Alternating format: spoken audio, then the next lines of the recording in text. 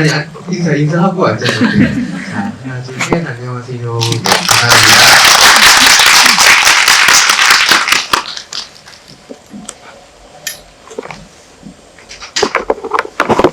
네, 먼저 오늘 특별 게스트이시자 인사를 서서 드리려고 하셨던 우리 이경희 여러분부터 관객분들에게 오늘 공연에서 참여하신 소감 인사 말씀 같이 부탁드리겠습니다. 네, 안녕하세요. 영화감독 이경희입니다. 제가 윤선혜 감독님하고는 동네 주민이에요.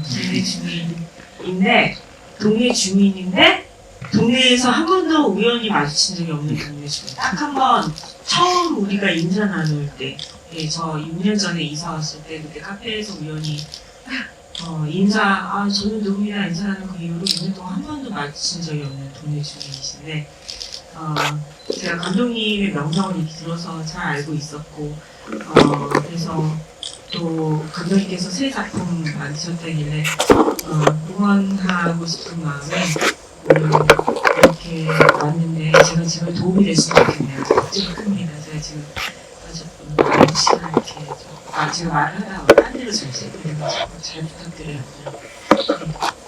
이경희 말씀입니다. 그리고 주인공 맡아주신 임선우 배우님도 관객분들에게 인사 말씀 부탁드립니다. 네, 안녕하세요. 저는 유진혁을 연기한 임선우입니다. 와, 재밌게 보셨나요? 네! 정말 이렇게 영화 보러 와주셔서 진심으로 감사하고요. 저희가 이제 개봉 앞두고 하는 첫 GV인데 오늘 이 시간 동안 좀 재밌게 진행해보고 싶어요. 감사합니다. 마지막으로 이선우 감독님께 인사 말씀 부탁드립니다. 안녕하세요. 세기말의 사랑 유춘한 이선우입니다. 네, 오늘 정말 모시고 싶었던 감독님과 또 노영 대표님은 자주 스쳤는데 이런 기회는 없었던 것 같아요. 그래서 또 두 분이 엄청 입담도 좋으시고 아무튼 영화 어떻게 보셨을지 되게 궁금하거든요.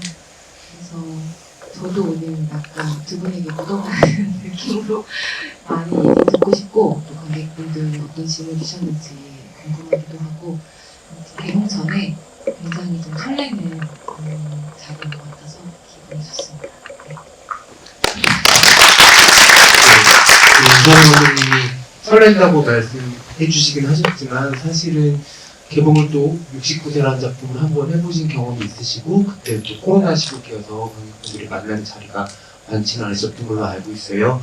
이경희 감독님도 개봉 경험이 많으시니까는 아시겠지만 개봉이 이제 수요일에 하잖아요. 오늘이 일요일 오후고 대부분 극장들이 월요일쯤 되면은 개봉관, 개봉관 회차 이런 것들이 선정이 되는 때라서 아마 감독님들, 배우님들 지금 가장 또 떨리는 시기일 것 같기도 해요. 그래서 여러분들이 오늘 또 영화 보시고 좋게 보셨다는 대답을 또 아주 우렁차게 해주셨으니까는 여러 군데 입소문, 또 손으로 할 수 있는 소문들 남겨주시면 세기말의 사랑의 레이스에 큰 도움이 될 것 같다는 생각이 들고요. 먼저 이경희 감독님, 우리 임선우 감독님이 영화 보신 소감 아주 궁금해하고 계신데 어떻게 보셨는지 여쭤보겠습니다. 네, 영화 재미있게 잘 봤어요. 제가 아까 이제 감독님께 짧게 질문 드리기도 했었는데 69세를 볼 때 69세도 좋았는데 이번에는 영화를 보면서 감독님께서 미술을 전공하셨나? 라는 생각이 들어서 안 그래도 여쭤봤는데 실제로 미술을 전공하셨다고 하시더라고요. 그래서 그 영상이랑 그다음에 그 색을 이렇게 밸런싱 하시고 이렇게 하시는 부분들이 좀 되게 인상 깊었어요. 작은 부분들도 그런 미장센의 작은 부분들까지 신경을 미술적으로 쓰고 계신다는 느낌을 이번에 받아서 좀 신선했고 무엇보다도 이 영화의 재미는 캐릭터들인 것 같아요. 네, 그 영미 캐릭터 이유영 배우님이 하신 그 캐릭터 도 굉장히 매력적인데 저는 그러니까 그 이유영 캐릭터 영미가 끝까지 자기의 계산으로 자기가 손해본 거를 챙기는 게 너무 좋았어요.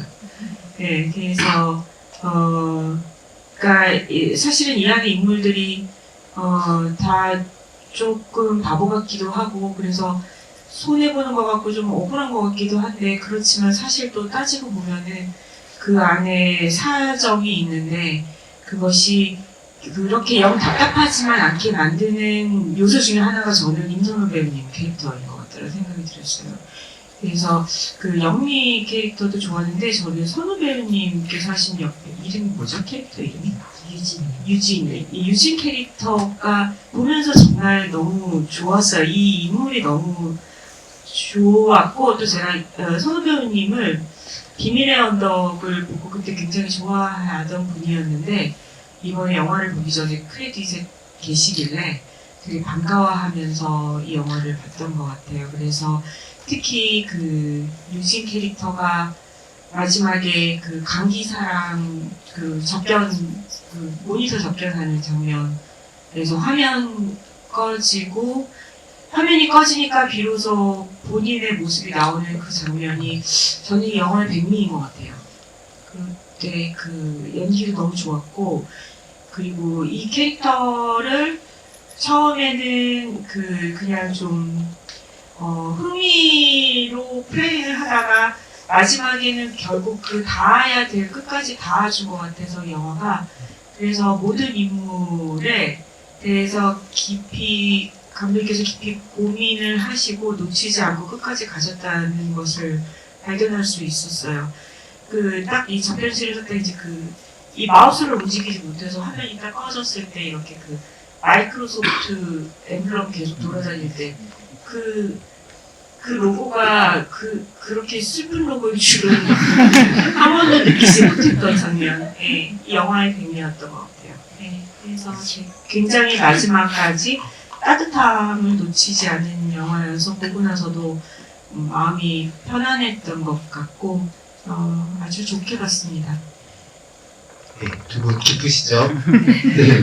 네. 사실 이경미 감독 여러분들 너무 잘 알고 계시고, 그리고 오늘 이 자리에 이경미 감독 팬분들도 많이 오셨을 텐데, 대한민국 여성 감독으로서 또 캐릭터 무비의 진수를 보여주는 감독님이셔서, 세기말의 사랑 포스터가 공개되었을 때, 많은 분들이 이경미 감독의 작품 미성장으로 또 떠올리셨을 것 같아요.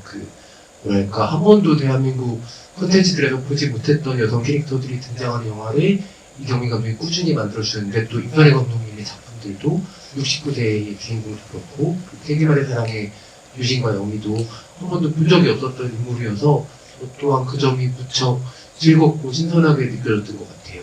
저는 이 작품 두 번을 봤는데 확실히 두 번째 봤을 때가 더 재미가 있었고 그리고 뭐랄까요 여러분도 아마 비슷하게 느끼셨을 수도 있는데 이 영화 진짜 한 시합도 짐작하기 어렵구나. 그 다음 씬이 도저히 예측이 안 되는구나 그런 생각이 들어서 여러분들도 아마 한 번 더 보시게 된다면은 그 재미를 느낄 수 있지 않을까 싶습니다.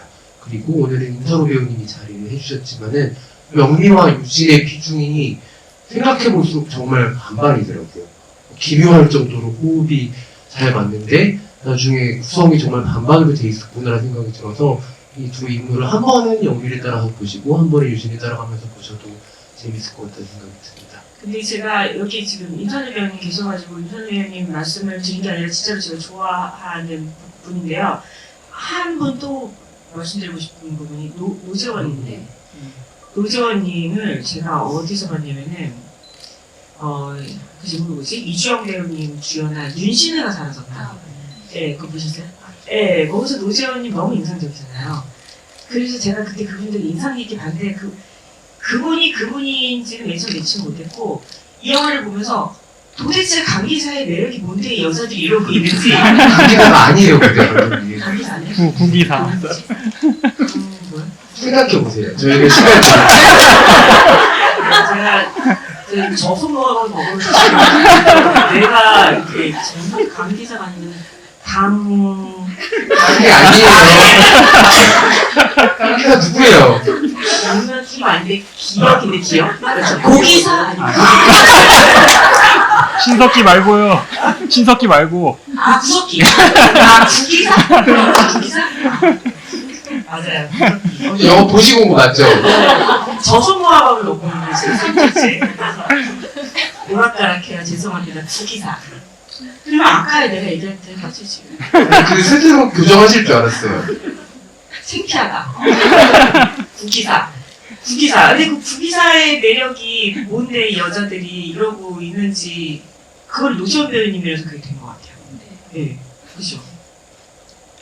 그러니까 막 그렇게 잘생긴 연기를 하지 않는데 이 남자를 좋아하는 게 이해가 돼. 그죠. 그리고 이 남자가 유진이라는 캐릭터를 좋아하는 것도 이해가 돼. 그게 참 신기했어요. 그죠. 그런 강기자 부분을 이렇게 편집을 해서 지금 방송 녹화할 거 아닌데 괜찮아요.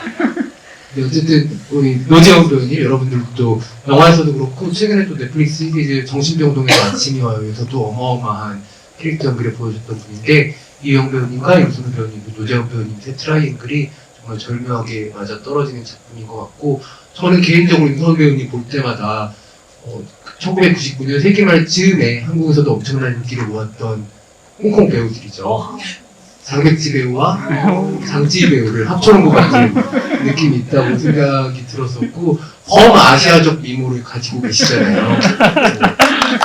홍콩, 대만 뭐 어디를 해도 되고 그런데 여기서는 정말 한 번도 들었던 적 없었던 임선호 배우님 목소리를 들을 수가 있어서 너무 놀라웠던 것 같아요. 그 목소리에서 완전히 다른 부분을 임선혜 감독님이 끄집어내 주셨구나. 그래서 호통칠 때마다 너무 매력적인 거예요. 이 자리에 또 임선혜 배우님을 모시고 우리 임선혜 감독님 나와주셨으니까 이 역할, 유진한 역할 너무너무 어려운 역할이잖아요. 너무너무 매력 있는 역할이긴 하지만 어떻게 우리 임선혜 배우님 캐스팅하게 되셨는지 여쭤보겠습니다. 저는 서울시 단편 단한 3호에 나온 조연 역할도 그렇고 거의 안 본 게 없거든요. 제가 좀 이렇게 집요한 부분이 있어요. 덕질이 시작되면 정말 탈탈 털어요. 노지원 배우도 약간 그렇게 해서 알게 된 건데 그랬는데 뭔가 그런 거 있잖아요. 그냥 조금 비슷한 역할들을 쭉 보다가 가끔 이제 조금 도발적인 연기 한 것도 좀 있었는데 뭔가 아직 더 보여줄 게 많은 것 같은 느낌이 드는 거예요. 왜 저 배우의 얼굴을 저렇게만 활용을 할까. 근데 사실 유튜브에서 우연히 봤던 첫 단편에서는 되게 시니컬한 그 뭐죠 제목이? 감독님 영화 이렇게 찍지 마세요. 맞나? 예, 감독님 연출하지 마세요. 거기서 진짜 골때리게 나오거든요.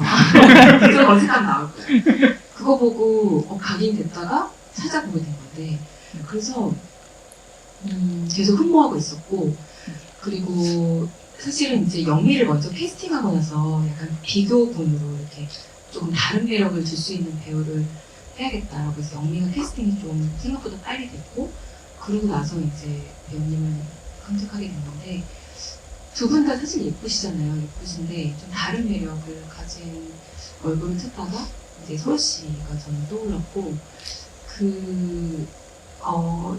되게 감독들도 자기 사심을 좀 채우기 마련 아닌가요?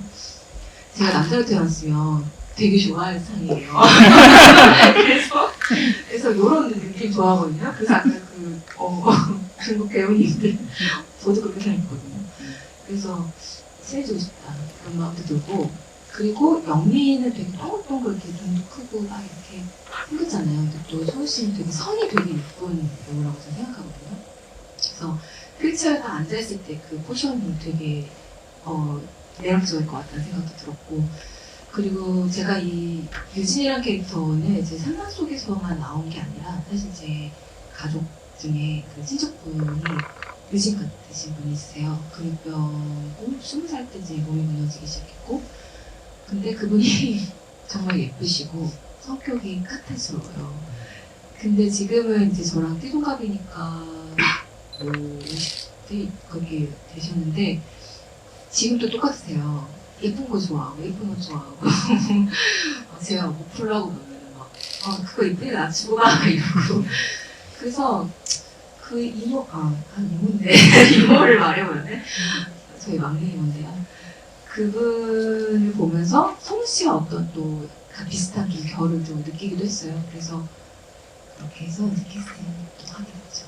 그래서 실제로 또 배우님이 이모를 만나보고 싶다고 해서 만났어요. 그러면 우리 임성호 배우님께 여쭤볼게요. 감독님도 너무 좋은 분이고 임선혜 감독님도 그 전작도 아마 선호 배우님도 좋게 보셨을 거라는 확신이 있고 근데 이 이야기도 너무 재밌잖아요. 근데 하지만 유진이라는 캐릭터는 너무너무 그냥 읽기만 해도 어려운 캐릭터라는 생각을 하셨을 것 같은데 네. 어떤 부분에서 이 작품에서 유진이 돼보겠다는 확신을 본인한테 주셨는지 그 얘기 좀 들어보고 싶어요. 근데 제가 이 영화 이제 지난주에 언론 시사회 하고 VIP 시사회 하고 이제 지인들의 어떤 반응을 듣고 제가 그때 비로소 깨달았어요. 이 역할이 진짜 큰 역할이구나. 그러니까 이게 뭐 비중의 문제가 아니고 큰 역할이었던 거예요. 근데 저 그걸 모르고 한 것 같아요.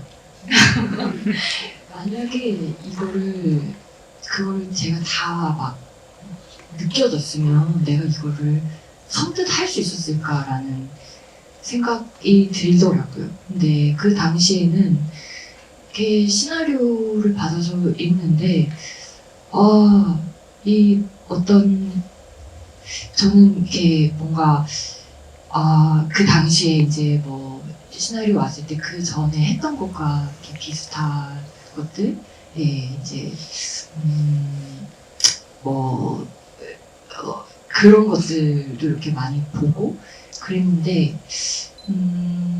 그게 좀 약간 배우로서, 좀 저를 좀 이렇게 찢어보고 싶었거든요. 네. 근데 그렇게 생각할 때 마침 이 세기말에 사랑이 들어온 거예요. 읽어봤는데, 해야겠다라는 생각이 들었어요. 그냥 가서 불러야 되겠다.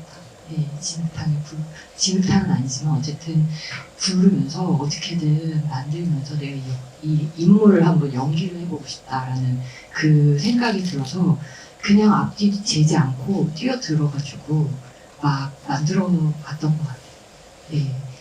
근데 이제 나중에 알고 보니까 이 역할이 진짜 큰 역할이었던 거예요.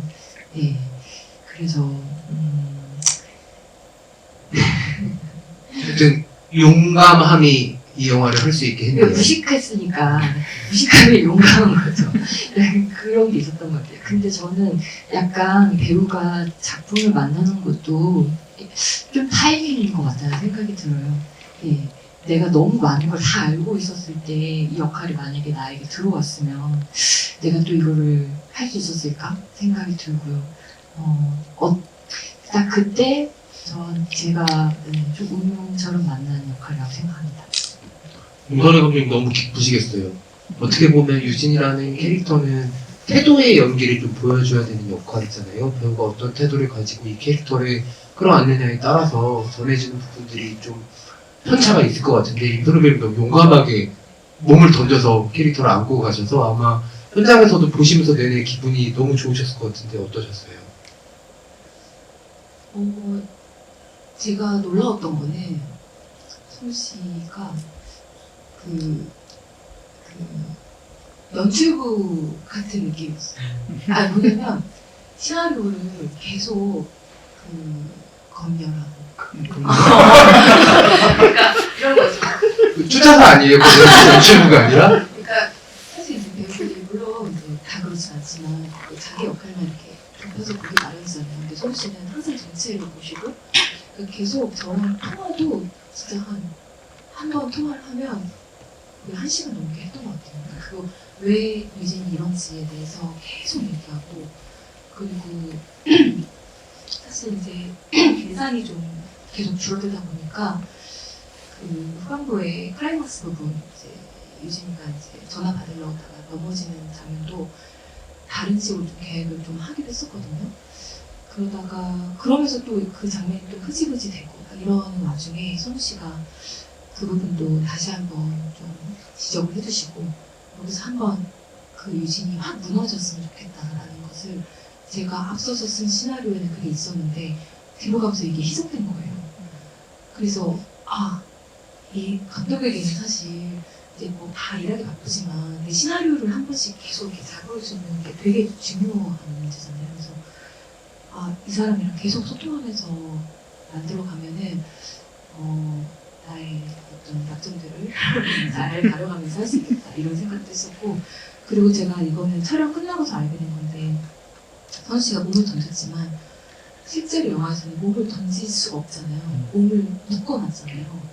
근데 그게 그렇게 힘든지 몰랐어요, 저는. 그래서 끝나고 나서 한 2-3개월 재활을 하셨다고 들었어요. 예. 네, 그래서 그 얘기는 좀 해주세요. 네, 재활 이야기 좀 저희 듣고 싶습니다. 재활 톤이 또 광고인들이 또 좋아. 예. 근데 이게 정말 이 역할을 하면서 제가 예상 못한 게 두 개가 있었는데요. 첫 번째가 상대방의 눈을 쳐다보고 연기를 못할 거라는 거 제가 정말 예상을 못했어요. 예, 왜냐면은 나는 휠체어에 앉아있으면 영리는 그 뒤에서 서 있거나 날 밀고 가면서 이렇게 대화를 하잖아요. 아니면 내가 누워있으면 옆에 서 있거나, 물론 이제 가끔 아이 레벨을 맞추고 또 이제 그 카메라 앵글은 감독님과 촬영 감독님이 이 둘을 어떤 수직적인 관계가 아니라 수평적인 관계로 보이게 하기 위해서 그것들을 다 이제 앵글로서는 수평적인 것들로 잡아주셨는데 실제로 이제 연기할 때는 제가 목을 돌릴 수가 없다 보니까 이게 정말 고개를 아주 살짝만 돌릴 수 있는 그런 인물이었거든요. 그래서 볼 수가 없는 거예요. 옆에서 뭐 말은 들리는데 표정도 안 보이고. 그래서 그게 사실 제가 정말 내가 예상하지 못했던 부분이었어요. 두 번째가 이제 몸을 움직이지 못하는 거였는데 처음에는 그냥 안 움직이면 되겠지 생각했는데 저는 유진이랑 다른 신체를 가지고 있잖아요. 그러니까 옆에서 말하면 나도 모르게 이렇게 몸이 돌아가는 거예요. 리액션 할 때든지 어떤 감정이 동요가 일어날 때 나도 모르게 몸이 움직이고 돌아가고 그래서 그거를 이제 억지로 움직이지 못하게 해야 했기 때문에 몸에 힘이 많이 들어가 있었던 것 같아요. 예. 그래서 저도 지금 이렇게 영화를 보면은 저기서 다 힘이 몸에 팍팍 들어가 있구나. 약간 그런 것들이 제 눈에는 보이죠. 예. 재활을 어떻게 하신 거예요? 재활이요? 재활 이제 뭐 보수 치료도 받고 턱이랑 이제 목 쪽에 예. 지금은 괜찮으시죠? 네. 아주 자연스럽게 움직이시는 잘 돌아가요. 마음이 보입니다. 여러분들이 정말 많은 질문들 남겨주고 계신데 저희가 오늘 특별한 게스트를 모셨으니까 이경민 감독님께 먼저 두 분께 질문할 수 있는 선 질문 기회를 드리도록 하겠습니다. 그래요? 저는 사실 굉장히 사소하지만 영화 보면서 궁금한 게 하나 있었어요. 영미는 구기사랑 식당에서 밥 먹으면서 만나잖아요. 근데 도시락 싸잖아요. 그 회사는 식당을 점심을 매일 운영하는 게 아닌 거예요. 너무 그 질문 해주셔서 너무 감사해요. 네. 그러니까 식당에 가면 사람들이 세기말 같은 거 메모를 평가하니까 안 가요. 얘는 원래 늘 도시락을 싸고 다녀요. 근데 구도영이 오늘 배송하니까 딱 이제 점심시간에 딱 들어와서 먹는 타이밍만 가는 거죠. 그래서 그래서 이제 숨어서 보고 있다가 왔다 하고서 이제 가서 그날은 이제 같이 늘 구내식당에 오는 사람이랑 먹고 다음날은 규태 오빠랑 살 때는 늘 소시지 안 좋아해요. 오빠 주세요 이렇게 했던 영미가 늘 반찬이 소시지 반찬인 거지. 내가 스스로 해먹을 수 있잖아요. 그래서 그 도시락은 그런 영향이 있었습니다. 지금 아까 저성노함 얘기하시고 계속 먹는 쪽으로 질문하시는데 음식을 제외한 질문도 하나 할 기회 드리겠습니다. 네, 왜냐면 제가 요즘에 저속노화하고 도시락을 사가지고 다니거든요. 그러다 보니까는 제가 영미가 도시락 싸는 게 남일 같지 않은데 그럼 얘는 급식은 어떻게 된 거지라는 그런 거죠. 그다음에 임선혜 배우님께 임선혜 배우님 갑자기 그럼 제가 조금만 이따가 알겠어요. 지금 영화를 너무 좋게 보셨는데 네. 그 저성 모아갖고 오늘 기억이 지금 헷갈리고 있어서 구기사는 확실히 이제 아셨죠? 네, 기사는 네. 확실히 아셨어요. 그럼 정리하신 이후에 질문할 수 있는 기회를 네. 그러면 드리도록 하겠습니다. 많은 분들이 남겨주신 거 제가 전달해 드릴게요. 임선호 배우님 세기나라 사랑에서 가장 좋아하는 대사가 뭐냐고 물어보시는 분 계신데 근데 저는 아직도 영화 보고 나서 계속 그 허준석 배우에서 욕하던 게 너무 귀에 정확히 박혀 있거든요. 근데 그 욕이라서 어떻게 할 수는 없지만 그때도 아까 선우 배우님이 목을 움직이지 못하고 상대방의 눈을 보지 못한다고 했을 때 아, 그럼 저렇게 약간 겁먹은 듯한 기묘한 톤이 나올 수 있겠구나. 제일 데시벨이 큰 소리 중에 하나였는데 그런 생각이 오늘 좀 짜맞춰진 것 같고 선우 배우님이 개인적으로 좋아하는 대사는 어떤 거세요?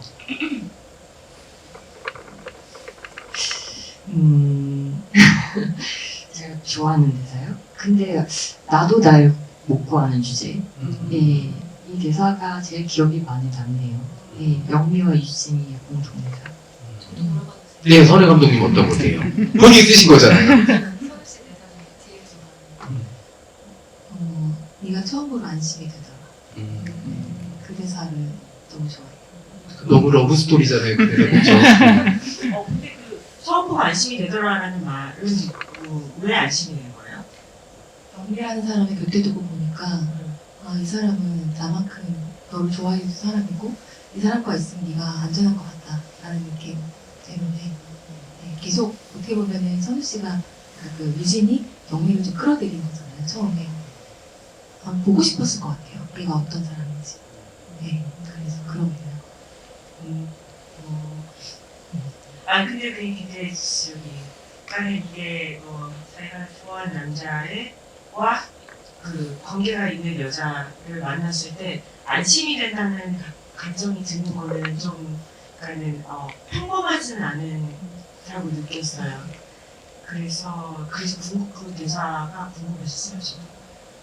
약간 둘이 약간 좀 그런 멜로 느낌을 들게 찍으신 거는 의도인가요? 아니면은 영미랑 유진. 네. 그런 느낌이 안 나요? 않나요?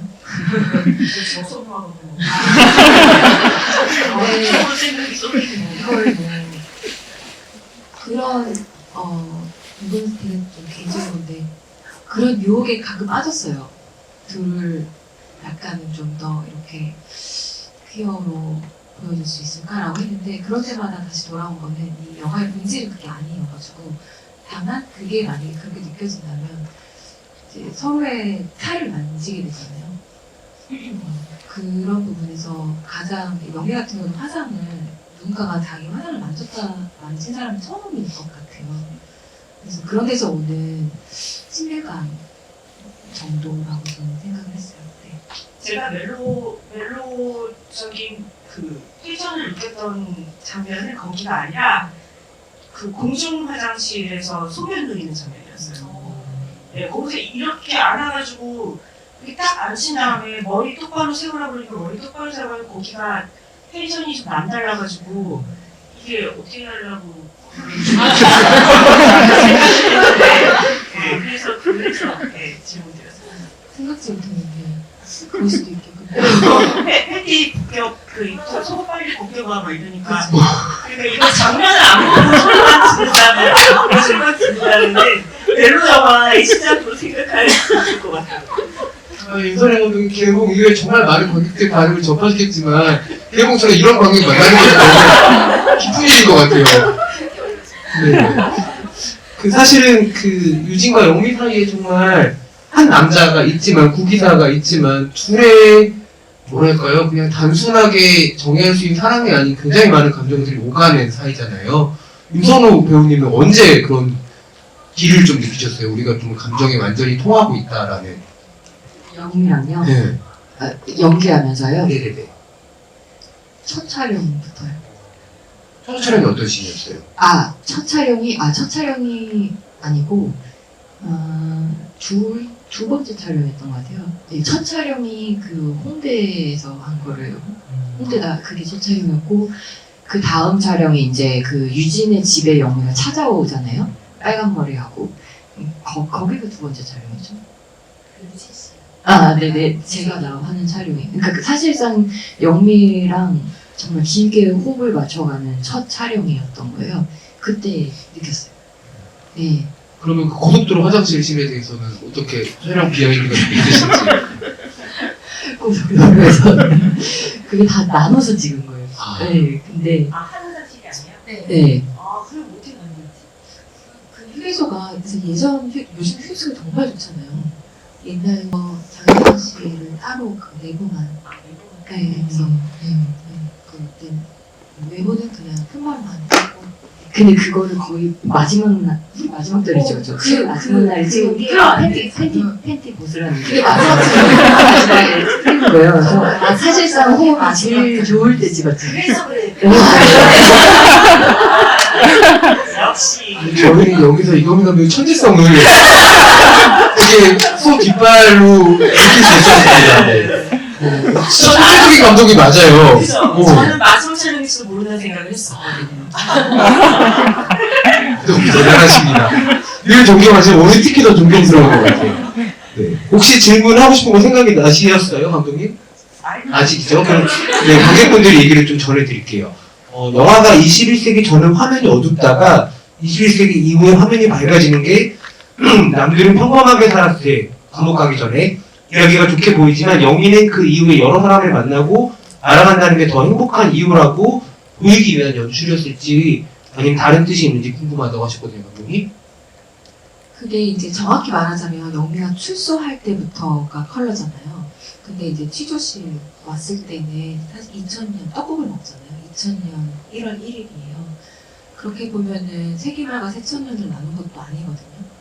그러니까 그냥 개인적으로는 그 영미를 우리가 그냥 그런 사람 바라볼 때 좀 뭔가 되게 팍팍하고 무채색의 삶을 살 것 같은 그런 느낌이 있잖아요. 그리고 실제로 영미가 입고 있었던 의상들도 물론 흑백 화면에서는 그냥 뭐 운동화도 흰 운동화가 좀 더러워져서 약간 색감이 그런가 보다. 되게 스웨터 색깔도 그냥 무채색이겠거니 라고 생각을 했던 인물이 큰어머니에 대한 이제 뭐 어쨌든 뭐 가족에 대한 상세한 설명은 없지만 부모가 버렸을 거고 큰어머니 사촌 오빠 집에서 같이 살면서 결국은 돌봄 노동을 이제 영미가 하게 되는데 그러면서 자기의 삶을 스스로 선택해서 살지 않았던 인물인 거예요. 그래서 뭔가 그렇게 좀 답답하고 자기의 삶을 선택하지 못하고 살았던 인물을 보여주기 위해서 이제 촬영 감독하고 얘기하다가 원래 이제 뭐 흑백에 대한 얘기를 조금 나누긴 했었는데 더 과감하게 그냥 그러면 아예 1막을 다 흑백으로 가자 이렇게 선언을 했던 게 우리가 연기를 바라보는 시선도 약간 선입견으로 접근해보면 어떨까. 그래서 그 출소할 때 딱 나오는 그 운동화가 사실은 핑크색이었지 약간 이렇게 보여주고 싶은 느낌? 그래서 어쨌든 그런 삶의 무게들을 좀 덜어내고 물론 끝까지 가서 감옥까지 갔지만 이제는 정말 자기 삶을 선택해서 살 수 있잖아요. 그런 영미를 보여주고 싶어서 영미는 사실상은 색을 지녔던 인물이고 좀 바른 옷들을 입고 있긴 하지만 그런 인물이 점점점 자기 색깔을 찾아가는 이야기였으면 좋겠다 해서 그렇게 나눴어요. 네. 그런 의미. 그 제가 영화에서 좋아하는 장면 중에 하나가 그 장면이에요. 그 둘이 영미랑 구기사랑 구기사랑 둘이 그 TV 그 새천년으로 넘어가는 그 TV 보는 뒷모습 거기가 왜 해줬냐면은 이제 딱 그 자정이 넘어갔는데 아무 일도 일어나지 않은 게 약간 실망스러운 느낌이 들었어요. 맞아요. 영미가 네. 뻥이었네요. 그러니까 네. 네. 이렇게 되게 네. 차라리 그냥 망했으면 맞아요. 좋겠는데 망하지 않아서 실망하는 그 그 느낌이 들어서 그 장면이 참 좋았던 것 같아요. 그리고 또 하나는 그 감독님 그 세기말도 그렇고 그 전에 69세도 그렇고 제가 좀 인상 깊게 느끼는 것 중에 하나가 감독님께서 의도하신 건지 궁금해서 여쭤보는 건데 한글을 디자인적으로 미장센을 이용하신다는 생각이 들었어요. 이거 의도예요? 아니에요? 아, 그럼 제가 또 천재라서 약간 또 뭐가 뽕이처럼 보이는 것 같아요. 좀 디테일하게 질문해 주시면 좋을 것 같아요. 아, 그러니까 이렇게 그 프레임에 한글 이렇게 간판이나 이런 무슨 안내 지시나 이런 것들이 이렇게 프레임 안에 들어올 때 그게 그러니까는 뭐라 그러지? 좀 디자인적으로 되게 예쁘게 들어오더라고요. 그러면서 동시에 이게 제가 과한 해석인지 모르겠는데 그 시퀀스랑 또 좀 어울리는 메시지도 좀 약간 있는 것 같기도 하고 그런 게 왜 보면은 찍을 때 그럴 때 있잖아요. 나 혼자 허허 이러면서 찍을 때 이런 뜻이 있는데 이러면서 막 찍을 때 있잖아요. 혹시 그런 게 있으신 건지 아니면은 막 너무 천재라서 그냥 그냥 괜찮은 것 같아요. 그 안에 막 디자인이랑 모든 게 이렇게 막 이렇게 들어가게 된 건지 그런 화면을 예쁘게 보고 계시다는 진짜 손질 맞는 것 같아요, 그렇죠? 아, 그냥 제 천재인 거야? 근데 그 시각적인 오묘한 뜻이 네.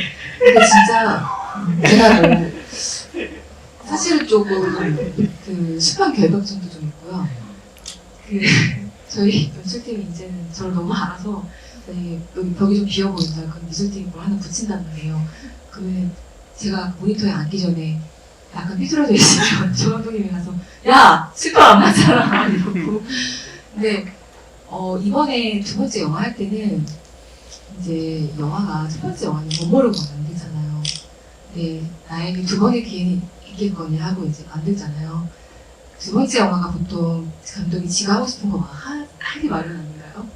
박상훈 감독님도 저는 그렇게 생각했는데 보수는 아니고 그렇고. 근데 물론 실질적으로는 그게 두 번째는 아니지만 그래서 진짜 하고 싶은 거 다 하고 싶었어요. 그래서 콘티가 제가 콘티 작가 출신이기도 하지만 근데 뭐 현장에서 조금 이제 상황이 받아주지 않아서 좀 바뀐 것도 있겠지만 거의 100% 콘티대로 찍었거든요. 그래서 이제 이번에 구도에 되게 신경 많이 썼어요. 사실 물론 69세 때도 그 구도 제가 이제 구도를 좀 많이 신경 쓰는 편인 것 같아요. 뭔가 그게 사진을 좋아하는 것에서 영향을 좀 받은 건지 모르겠는데 감독님이 그렇게 보셨다니까 네 좋네요. 왜냐면 실제로 인물을 어떻게 보여주느냐도 저 나름대로는 되게 다 계산을 해서 한 거거든요. 초반에 1막은 영희를 좀 어떤 기하학적인 구도 안에서 좀 몰아치는 방식으로 좀 많이 했어요. 근데 다만 구석기랑 이제 구도영이랑 마주하는 씬에서는 가장 영미를 수평적으로 대해주는 사람이라 거기서는 또 수평적인 영미를 오버드셔도 하더라도 한쪽으로 모는 게 아니라 정중앙에 간다거나 그리고 이제 이막에서는 영화에서 그냥 저희만 아는 원형의 이미지를 한 8, 9컷을 좀 넣었거든요. 영미가 그 원형 안에 있다는 느낌으로. 그래서 뭐 휠체어, 대관람차, 떡국, 비빔밥 뭐 여러 가지가 있는데 영미가 그 사방을 어디로 가도 이렇게 기울어지지 않고 잘 원처럼 잘 굴러갔으면 좋겠다는 느낌으로 이막에서도 영미가 2000년에 딱 진입하긴 하지만 바로 정중앙에 있지는 않는 거죠. 조금씩 그 몸을 드러내고 싶어서 그 정은이 그 규태 와이프 찾아갔을 때 약간 토르스로 잘라놓는다던가 영미를 막 일막히면 이렇게 자르고 그런 것도 좀 계산을 했던 것 같아요. 그 궁금한 것 중에 영미가 아르바이트 하는 부업으로 하는 그 어디지? 부부미싱? 네? 부부미싱? 네, 미신. 네. 그 남편분이 휠체어를 타시잖아요. 네. 그러니까 그 설정은 왜 넣으신 거예요? 실제로 저희 이모도 그렇지만 휠체어는 이제 자기의 한 몸 같은, 그러니까 몸이라기보다 오히려 보면 수트 같은. 그러니까 나갈 때 항상 나에게 필요한 뭐 신발도 입을 수 있고 외투도 될 수 있는 것처럼 그렇단 말이에요. 근데 우리가 뭐 옷을 계절마다 바꿔 입고 뭐 다른 거 입는 것처럼 휠체어도 그렇다면 휠체어도 좀 바꿔볼 수 있지 않을까라는 생각을 했던 것 같아요. 근데 그러던 와중에 유튜브에 굴러라 구름이라는 그 휠체어 타고 그 휠체어를 튜닝하는 그런 유튜브 봤어요. 그걸 보고서 와 우리 이모 같다는 생각을 했던 것 같아요. 그래서 김준희 선배님이 연기한 그 휠체어를 탄 부부 미싱에서 일하시는 분은 이미 이제 거기에 익숙해졌고 그래서 일종의 이제 영화에 드러나진 않지만 약간 출사를 다니시는 분이기도 하거든요. 취미생활로. 그러면서 출사 나갈 때마다 뭐 가을에는 이런 계절에는 이런 좀 튜닝을 해서 나가야지. 뭐 약간 그런 개념, 옷 같은 개념이었어요. 그래서 영미가 거기서 약간 영감을 받고 나중에 이용될 때 그 제안을 하지 않았을까. 네.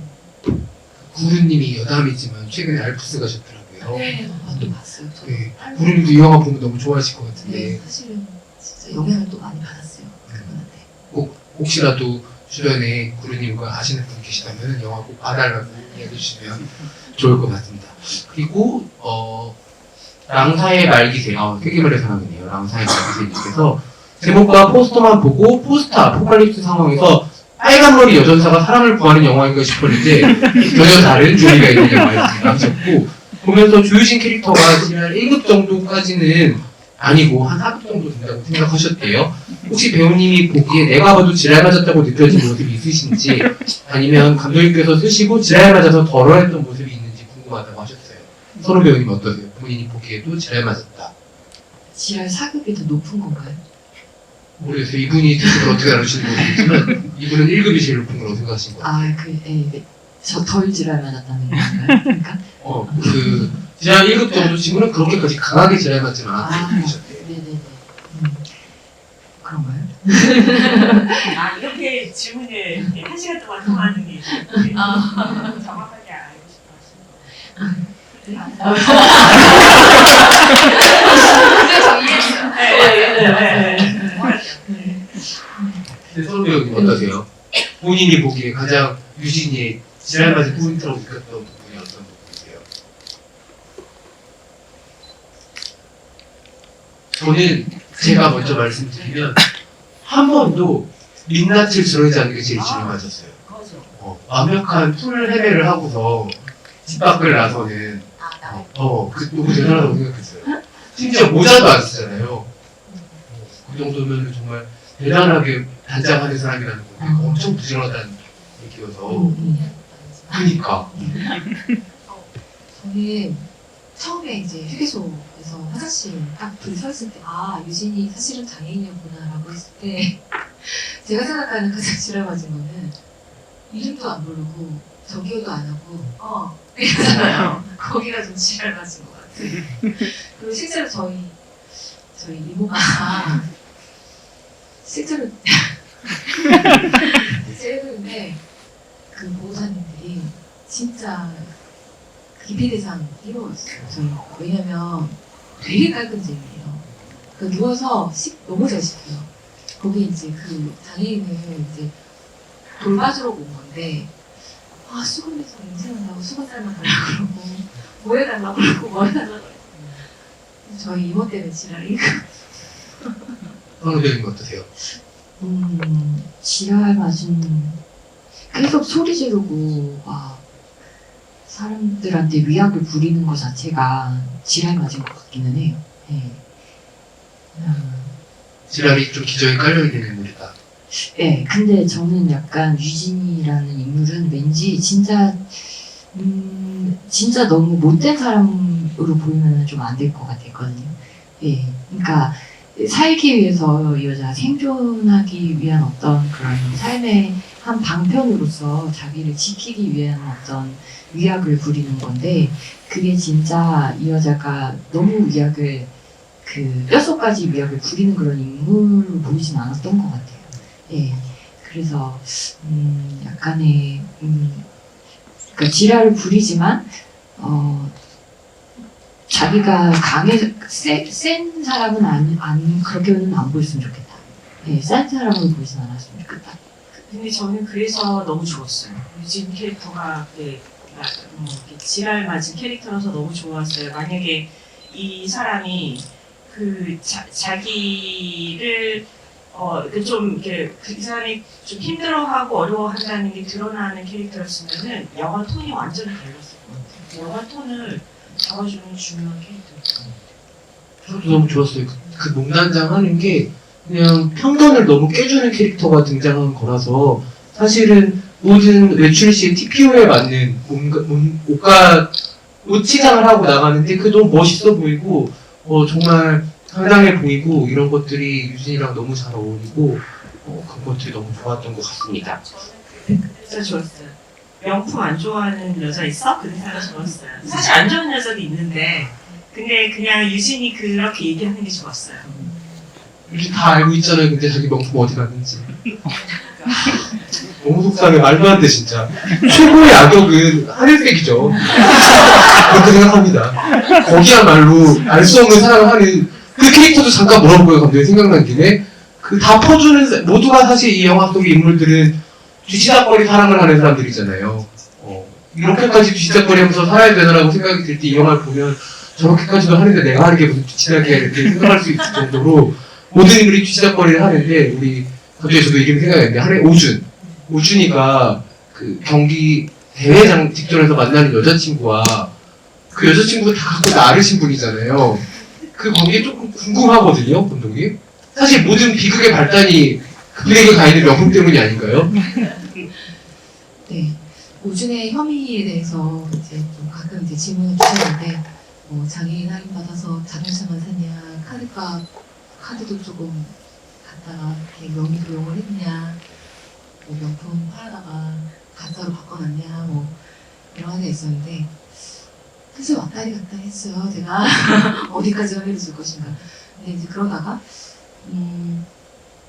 결국은 영미 뭐 유진 관계도 마찬가지고 서로가 좀 결핍되어 있는 부분을 서로에게서 좀 보충할 수 있는 관계가 저는 꼭 가족들도 마찬가지라 생각하거든요. 연인들도 그렇고 그 겉으로 사랑으로 포장하고 있지만 이면에는 어떤 돌보의 문제, 주거의 문제로 어쩔 수 없이 또 같이 붙어 있는 경우도 있고 사랑 영화를 만들어 놓고 이렇게 퍽퍽하게 얘기하면 안 되겠지만 근데 그 필요 충분 조건이라는 게 좀 나쁘다고 생각하지 않아요. 그래서 유진이 그렇기 때문에 그걸 알면서도 그 사람의 이제 그런 치부를 또 드러내면 이제 그 아이의 성격상 쪽팔려서 안 올 것 같고 그럼 나는 당장 호구 2번으로 부릴 사람이 없고 하니까 알면서도 그렇게 이제 좀 무마해주고 그리고 당장 뭐 유진이 그 명품주가 뭐 얼마나 중요하겠나라는 생각도 들기도 하고 아무튼 그렇게 생각했어요.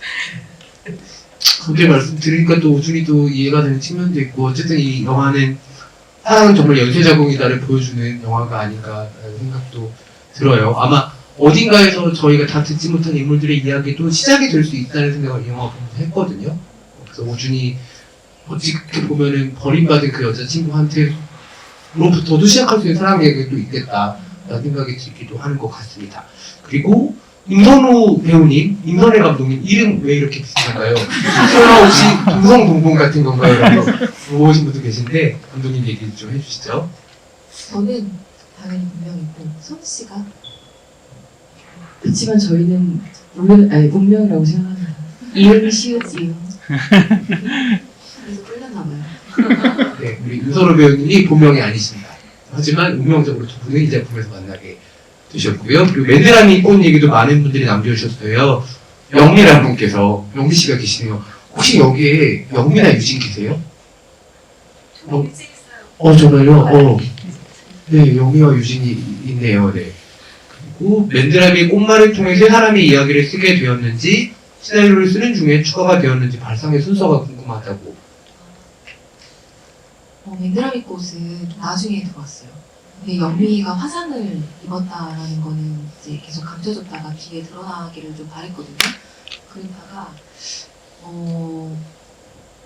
그 화상이 딱 누군가가 딱 봤을 때 혐오스럽거나 그러지 않았으면 좋겠다는 생각에 의외로 그 화상 자국이 어떤 좋은 이미지를 갖고 있으면 어떨까라는 생각을 했어요. 그래서 그럼 어떤 꽃 모양이면 어떨까라고 했는데 실제로 맨드라미 꽃이 실제로 보신 분 있으신가요?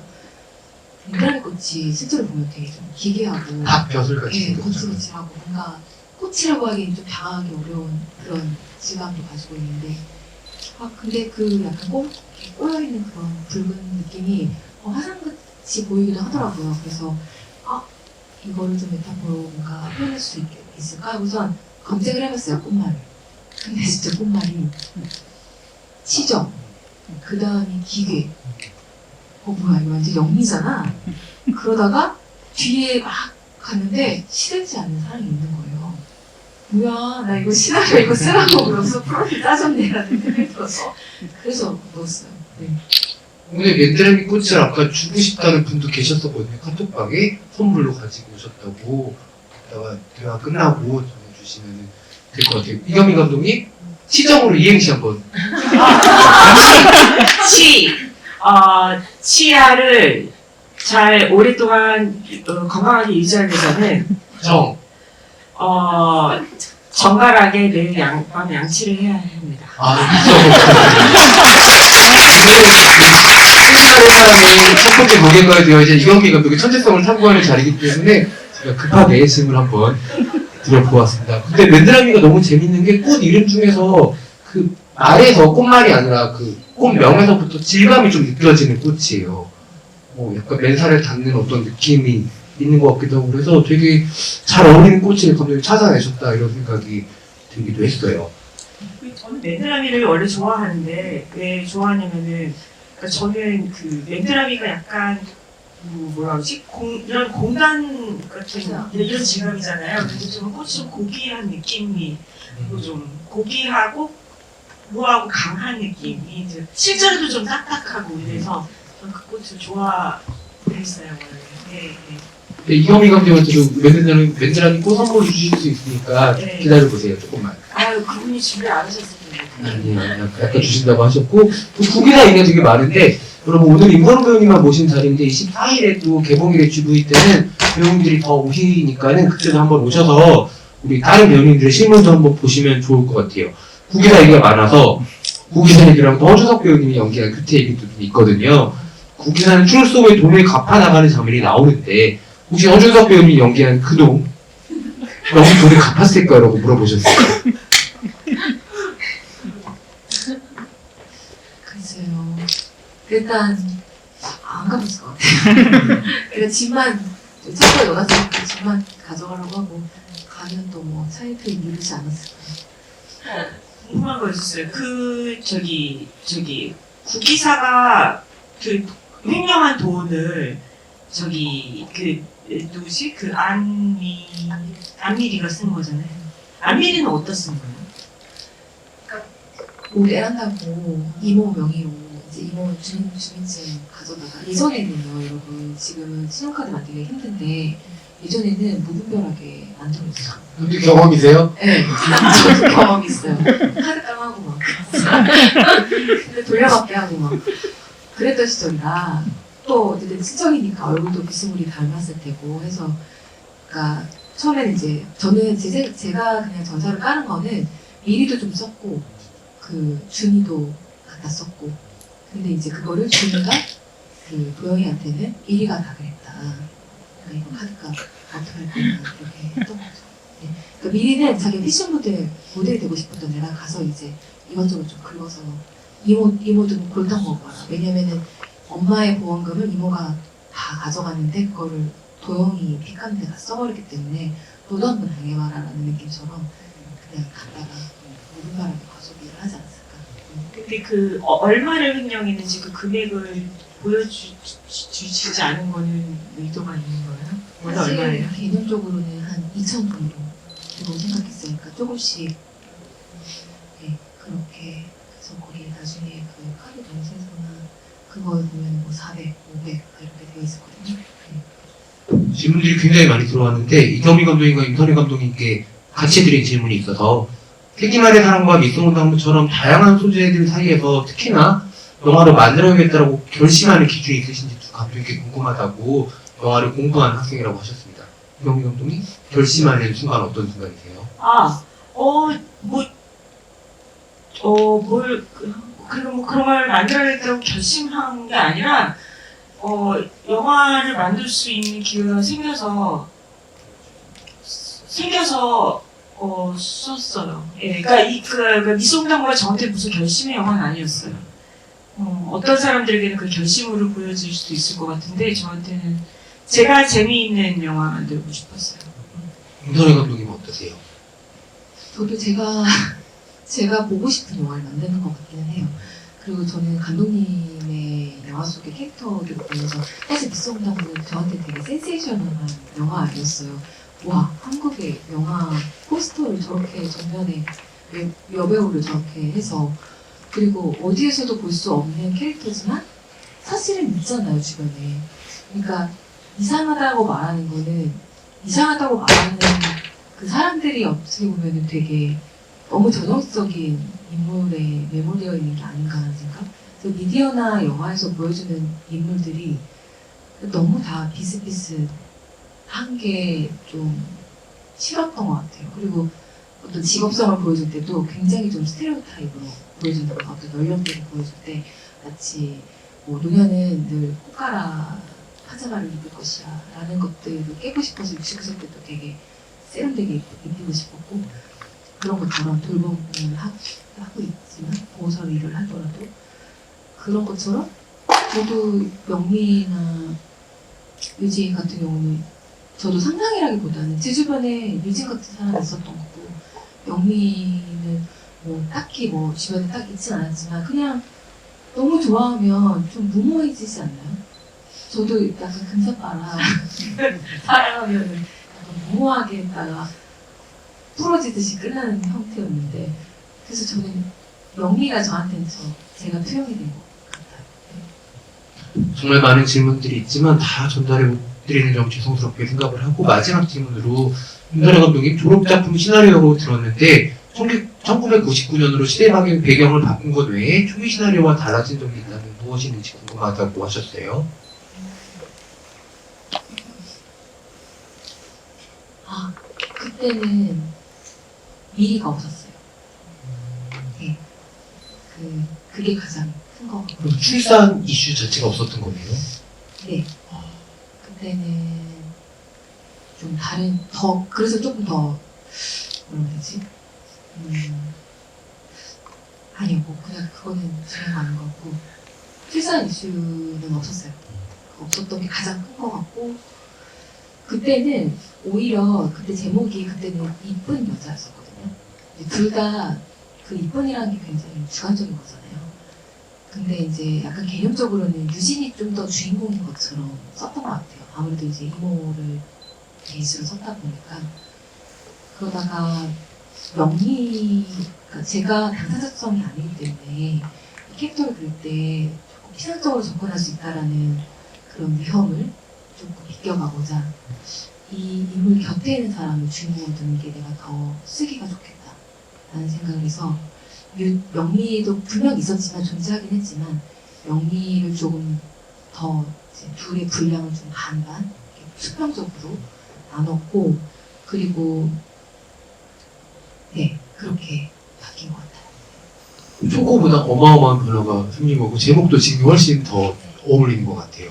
네, 여러분들 앞으로 시작될 세계만의 사랑의 여정에 그 첫 번째 시작에 좀 참여해줘서 너무너무 감사드리고 굉장히 다르고 용감하고 그리고 이경미 감독님 말씀대로 시각적으로도 아주 근사한 영화가 연초에 이렇게 찾아온 것 같아서 너무 반가운 마음이 들고 진짜 대화 나눌 것이 너무너무 많은 영화예요. 지금 저희가 김산의 일각밖에 이야기 못한 것 같은데 미용에 대한 것도 너무 궁금한 게 많고 여러 가지 너무 궁금한 것들이 많은데 이 이야기들도 여러분들 앞으로 진행될 관객과의 대화 통해서 유튜브도 올라오고 이럴 테니까는 많이들 봐주시고 감독님 아마 영화 내놓으시면서 관객들이 이야기 많이 나눴으면 좋겠다 이런 이야기들을 더 많이 서로 이야기하면서 더 풍성해졌으면 좋겠다라는 생각 하셨을 것 같거든요. 영화 만들면서 그렇게 여러분들이 해주셨으면 좋겠다는 생각이 들고요. 오늘도 어려운 걸음 저속 노화밥으로 이렇게 빠르게 주말 이동하기 쉽지가 않거든요. 힘찬 걸음해주신 이경희 감독님 너무 감사드리고 아까도 제가 들어오기 전에 말씀드렸지만 꼭 영양 잘 챙겨 드시고 그러셨으면 좋겠어요. 마음이 너무 아프고 걱정도 되고 이러니까는 아시겠죠? 네, 그러면 우리 이경희 감독님부터 관객분들에게 마지막 인사 말씀 부탁드리고 최근에 또 잘 돼가 무엇이들의 개정 중고판이 나왔어요. 너무너무 재미있는 책이니까는 여러분들 이경미 감독님의 입담을 또 글로도 읽고 싶으시다면 5년 전 버전이랑 거의 한 100페이지가 늘어났거든요. 꼭 구매해서 보시면 좋을 것 같고 인사 말씀과 앞으로의 계획도 같이 부탁드리겠습니다. 제 책에 북토크를 2주 전에 해주셨거든요. 그때는 되게 저속노화가 안 드셨을 때라서 건강하셨는데 저속노화밥이 검색을 좀 해보시면 사실 건강에 좀 좋기는 좋을 것 같더라고요. 당을 설탕이 녹아있는 거인데 그간에 제가 오늘 이 자리에 온 거는 세기말의 사랑 때문에 왔어요. 그래서 연초에 이렇게 발랄하면서 좀 따뜻한 영화를 만날 수 있게 돼서 정말 반갑고 그 다음에 또 오랜만에 좋은 영화를 만날 수 있어서 다행이라고 생각하고 있어요. 여러분들께서도 많이 소문을 좀 내주세요. 많이 사랑해 주세요. 감사합니다. 정말 영화 개봉 이제 이번 주 수요일에 개봉인데요. 그 배우란 직업이 좀 이상한 직업 같아요. 진짜 뭔가 정말 다 공개가 되는 직업이잖아요. 근데 제 성격에 잘 안 맞는 것도 같아요. 저는 좀 숨기고 싶은 게 많거든요. 근데 이 영화는 저의 뭔가 내가 숨기고 싶은 것도 사실 좀 많이 드러난 것 같고, 이 영화에서는요. 그래서 저는 영화를 볼 때 너무 괴로워요. 네. 그래서 괴로워하고 또 매번 울어요. 네. 아니, 그러니까 이게 그때 너무 힘들게 찍었던 게 다 생각이 나면서 몸으로 전에 오겠죠. 네? 몸으로 감각들이. 네. 몸이 힘들었으니까. 아니, 그러니까 그래서 근데 참 이 영화의 이 영화는 저한테 참 특별한 것 같아요. 왜냐면 나의 어떤 그 괜찮은 것과 안 괜찮은 것들이 내 눈에 다 보이고 그것들이 또 사람들한테 다 보여지고, 네. 그래서 그것 때문에 제가 사실 좀 겁을 많이 먹고 있었어요. 근데 어떤 분이 저한테 개봉 일정을 잘 보면은 그것 자체로도 배우가 크게 성장한다고 하더라고요. 그래서 제가 그 조언이 되게 별거 아닌 조언 같았는데 계속 생각이 나면서 그걸 좀 힘들 때마다 떠올리니까 진짜 도움이 되더라고요. 그래서 오늘 GV도 이제 사실 그런 마음으로 왔어요. 네, 이 개봉하는 과정에서 어떻게 보면은 이렇게 또 처음 GV 관객들 만난 건데 이 시간들 통해서 관객분들도 아마 영화를 통해서 또 보고 느끼신 게 있겠지만 저도 배우로서 관객분들과 함께 이 시간 통해서 되게 많은 걸 배우고 저도 많은 걸 느껴요. 그래서 제가 또 이렇게 이런 시간을 또 가질 수 있었게 해준 또 우리 관객분들, 저희 영화를 봐주신 분들 정말 진심으로 감사드립니다. 감사합니다. 마지막으로 인사드리겠습니다.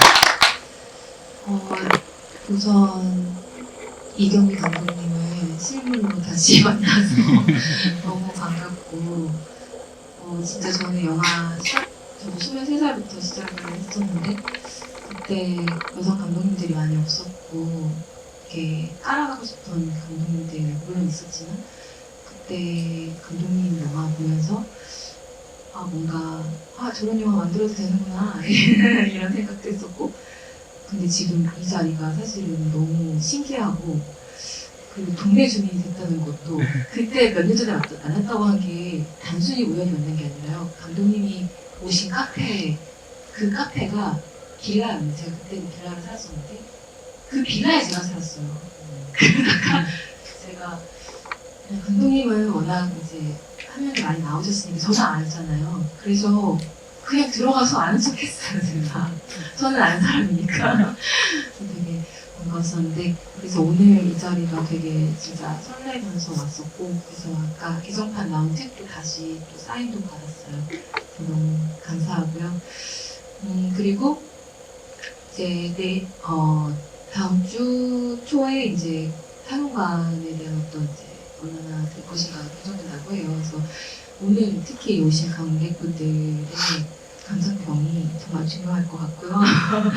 근데 제가 69세 때는 또 이렇게 나이 드신 배우분들하고 같이 해서 그때도 영화 주제도 많이 무겁고 그래서 많이 웃지 않았거든요. 그러니까 뭔가 되게 좀 캄하게 다녔는데 젊은 배우님들하고 영화 찍고 영화도 되게 사랑 영화여서 그런지 저도 요즘에 좀 에너지가 많이 이렇게 솟더라고요. 그리고 더 이렇게 많이 웃고 그래서 여러분들도 이 영화가 여러분들의 올해 갑진년 새천년의 이 영화의 기운을 받고 많이 즐겁고 행복한 일 많이 생겼으면 좋겠습니다. 감사합니다.